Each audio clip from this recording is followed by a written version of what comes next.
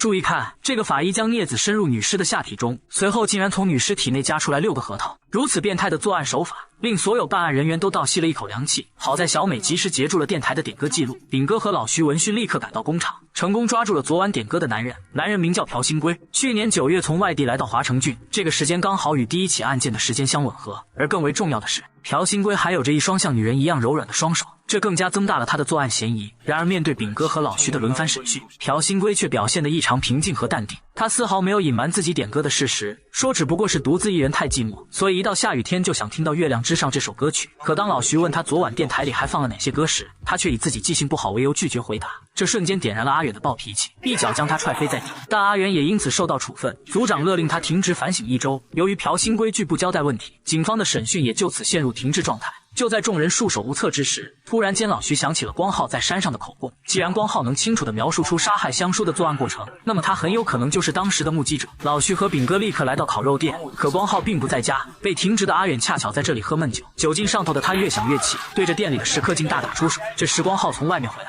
看到有人在自家店里闹事，他抄起一根棍子就抡了上去，可不料棍子上有颗钢钉，直接刺穿了阿远的小腿。眼看自己把人打伤，光浩吓得慌忙逃跑，炳哥和老徐赶忙追了上去，好说歹说终于把他从电线杆子上劝了下来。光浩这才知道他们的来意，并坦言自己的确曾目睹凶手杀害香书，而且他说凶手的模样很帅。可当炳哥拿出朴新圭的照片让他辨认时，光浩突然又开始胡言乱语起来，说那个人曾在小时候把他丢进了火堆里。就在这时，光浩的爸爸带着人也追了过来，混乱之中光浩跑到了铁轨上，此时正好一列火车疾驶而来。就这样，唯一的目击证人再次消失，而由于证据不足，警方不得不将朴新圭无罪释放。就在所有人都认为案子再度变成一桩悬案时，鉴定科突然传来了一个好消息，法医在最后一名死者的衣服上发现了凶手的体液，只要将该体液样本与朴新圭的做 DNA 对比，就可以确定他到底是不是凶手了。但是韩国目前还没有这种技术，必须把样本送到美国化验才行，这让众人终于看到了破案的希望。在等待鉴定结果期间，老徐主动承担起盯人的任务，可偏偏在关键时刻，年久失修的破车突然发生故障。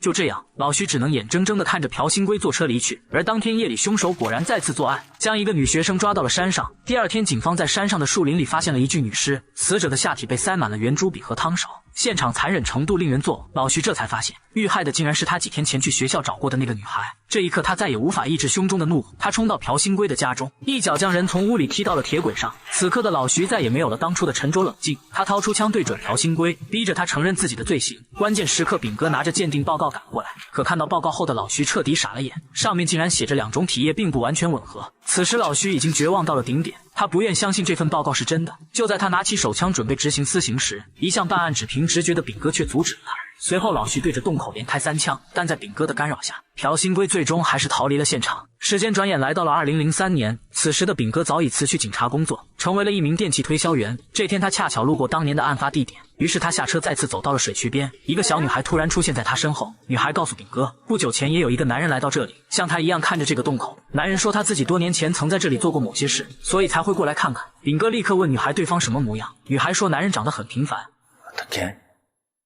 그냥